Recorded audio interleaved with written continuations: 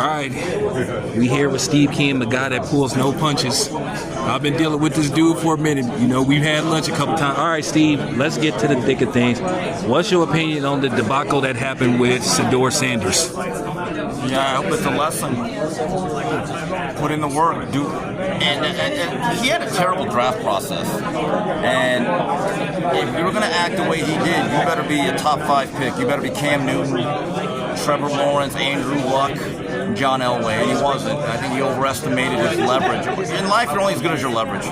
And people don't understand, these are not job interviews, these are job campaigns. And if you're going to be off-putting and not go to interviews or act in a certain way where teams are turned off, this is what's going to happen. I've actually been told by people that it was more than half the league that had him off the draft board. It wasn't Really? just a few. Yeah, it was right in the low 20s had him flat out off the board because of the stuff.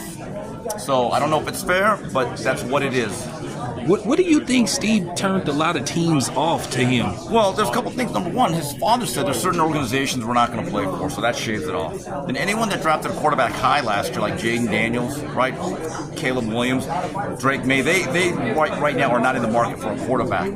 Then, everyone knows that the New York Giants interview did not go well with Brian Dable. And then there's another issue, that if you're not drafted in the first round, teams now start in the first 3 to 4 rounds. They really want starters. So most developmental quarterbacks go after round 4 and 5 historically, right? So a lot of those things